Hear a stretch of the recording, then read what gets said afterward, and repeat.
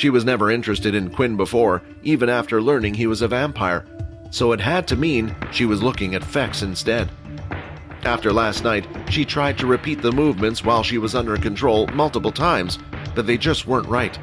She wanted to feel them one more time. She felt like she was close, but something was just missing.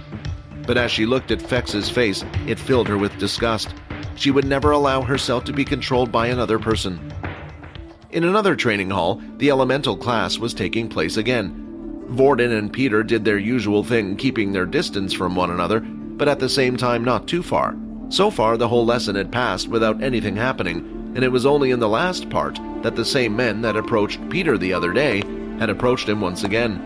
"So, Peter, I see you finally reached the level 2 Earth ability, but your progress is a little slow, don't you think? The Duke wants to make sure that you progress as fast as possible, and the easiest way of doing that is through a practical assessment." Although Vorden wasn't close enough to hear what they were saying, he was able to tell they were in some sort of trouble just from the look on Peter's face. Then, when he saw them walking off in a certain direction and clearing a space around the two of them, Vorden knew what was happening. They wanted to test his abilities while Peter had no abilities. In one of the corners of the room, Peter had been taken by Bones, a tall, skinny student who also had two other students by his side. They each formed a triangle-like position, with Bones in front of Peter while the other two stood behind him. "All right, Peter, it's time to see what you got," Bones said. However, Peter was far too nervous to hear Bones properly and was thinking about what to do to get out of this mess. "Why did these guys have to come and get me now?" Peter thought. "These guys are still trying to ruin my life. Well, if I'm going to get caught anyway, I should just kill them." Just then, Peter managed to catch Vorden walking up from behind them and then walking to the side. "Come on, Peter, are you ready or what?" Bones shouted as he was starting to get agitated. Vorden was now standing next to them.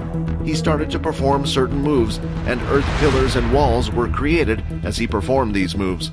"Does he want me to copy him?" Peter thought, but just as he was wondering, he felt a blunt object hit him in the stomach. When he looked down at what had hit him, he noticed it was an earth pillar. "I don't have all day, you little twerp," Bones shouted. Peter was surprised at how little the attack had hurt, but knowing the others would expect a reaction, he held his hands around his stomach and started to hurl forward. Peter then looked at Bones and started to copy each action Vorden was doing. First was a step on the ground. An earth wall was then lifted from the floor. Vorden made sure to create a small one, trying to mimic a level 2 user. Peter then threw out his palm, imitating Vorden, and the earth wall formed a worm-like shape. "Is that enough for you?" Peter asked.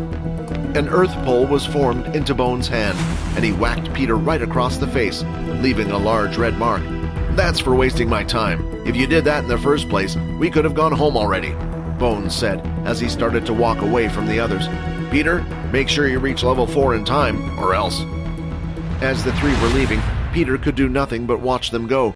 Want to watch more episodes of my vampire system? Follow Pocket FM Fantasy Chronicles. You can watch the next episode here in the playlist.